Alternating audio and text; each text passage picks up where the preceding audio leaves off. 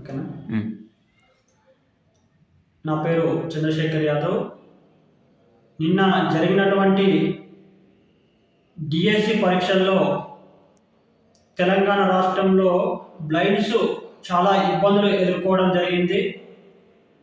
నిన్న రాసినటువంటి డిఎస్సి పరీక్షల్లో బ్లైండ్స్ వాళ్ళు ఎగ్జామ్ రాసినప్పుడు వాళ్ళు బ్లైండ్స్కి సహాయకుడిగా ఇచ్చినటువంటి స్క్రైబ్ని 10వ తరగతి పిల్లలు ఇవ్వడం వలన చాలా ఇబ్బందులు ఎదుర్కోవడం జరిగింది. నాకు తెలంగాణ రాష్ట్రంలో ఉన్నటువంటి నిన్న జరిగిన ఏదైతే సెంటర్లో ఎగ్జామ్ జరిగిందో ఆ సెంటర్లో రాసినటువంటి వాళ్ళు నాకు ఫోన్ చేసి చెప్పడం జరిగింది, అన్న మేము ఎగ్జామ్ రాస్తూ ఉంటే చాలా ఇబ్బంది జరిగిందన్న, క్వశ్చన్ కూడా సరిగా చదవడానికి రావట్లేదన్న, చాలా ఇబ్బంది ఎదుర్కోవడం జరిగింది. ఈవెన్ వాళ్ళకి సిపిటి టెస్ట్ పైన అవగాహన కూడా లేదన్న అని చెప్పేసి చెప్పడం జరిగింది. కంప్యూటర్ బేస్డ్ టెస్ట్ 10వ తరగతి పిల్లలకి ఏం తెలుస్తుంది? అక్కడ ఎగ్జామ్కి లాగిన్ అయ్యేటప్పుడు హాల్ టికెట్ నంబర్ కూడా కొట్టడానికి రావడం లేదు. లెక్చరర్లు ఇన్విజిలేటర్లు వచ్చి అక్కడ ఎంట్రీ చేయడం జరిగింది. క్వశ్చన్ కూడా సరిగా చదవడానికి రావడం లేదు. అంటే బ్లైండ్స్ వాళ్ళు ఎగ్జామ్ రాసేటప్పుడు ఒక 2 రోజుల ముందు కానీ 3 రోజుల ముందు కానీ ఈ స్క్రైబ్ మీకు వస్తూ ఉన్నాడు అని చెప్పేసి స్క్రైబ్ని ఎగ్జామ్ రాసే వాళ్ళకి ఆస్పిరెంట్కి ఇద్దరికి కనెక్ట్ చేయాల్సిందిగా ఉన్నది ఆల్రెడీ, కానీ కనెక్ట్ చేయడం లేదు. ఎగ్జామ్కి పోయిన తర్వాత 10 నిమిషాల తర్వాత ఎగ్జామ్ రాసే ఆస్పిరెంట్ పోయి ఎగ్జామ్ సెంటర్లో కూర్చున్న 10 నుంచి 15 నిమిషాల తర్వాత స్క్రైబ్ అనేది రావడం జరుగుతుంది. అంటే స్క్రైబ్ ఎట్లా ఉంటాడు, ఏంది మనకు అర్థమవుతుందా లేదా వీళ్ళు అడిగి తెలుసుకుందామంటే కూడా లేదు. ఇలా తెలుగు కూడా సరిగా చదవడానికి రాలేదని చెప్పడం జరిగింది. తెలంగాణ రాష్ట్రంలో విద్యాశాఖ అధికారులకి నేను ఒకటే చెప్తా ఉన్నా, నిన్న డిఎస్సి నిర్వహించినటువంటి బోర్డుకి కూడా నేను ఒకటే చెప్తా ఉన్నా, నిన్నటి అయిపోయింది.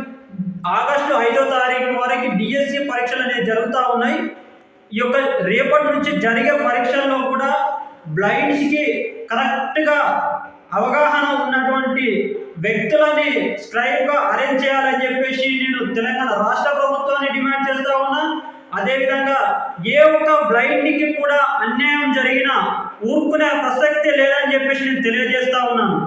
ఈ సందర్భంగా నేను ఒకటే చెప్పదలుచుకున్నా ఉన్నా, ఇలా మేము స్క్రైబ్ విషయంలో ఎవరికి డిజబుల్ కమిషనర్కి లెటర్ ఇవ్వడం జరిగింది గత 4-5 నెలల క్రితము.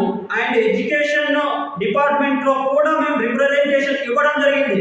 ఇలా ప్రభుత్వ అధికారులకు కూడా బ్లైండ్స్ సమస్యల పైన మినిమం అవగాహన కూడా లేదు. ఎందుకు చేస్తున్నారు? స్క్రైబ్ అనే వ్యక్తులను కరెక్ట్గా అరేంజ్ చేయాలి, ఇలాంటి ఇబ్బందులు కూడా ఎదుర్కోవద్దు, వారికి అనుగుణంగా స్క్రైబ్ ఇవ్వాలి అని చెప్పేసి నేను తెలంగాణ రాష్ట్ర ప్రభుత్వాన్ని డిమాండ్ చేస్తూ ఉన్నా. రేపటి నుంచి జరగబోయే పరీక్షల్లో కూడా వాళ్ళకి మినిమం అవగాహన లేకుండా 10వ తరగతి పిల్లలు ఇస్తే మాత్రం ఊరుకునే ప్రసక్తే లేదు. మాకు చాలా అన్యాయం జరుగుతూ ఉంది. ఇలా బ్లైండ్స్ వాళ్ళని ఎందుకు చిన్న చూపుగా చూస్తూ ఉన్నారు? వాళ్ళకి క్వశ్చన్ అర్థం కాకపోతే ఏం ఆన్సర్ పెడతాడు?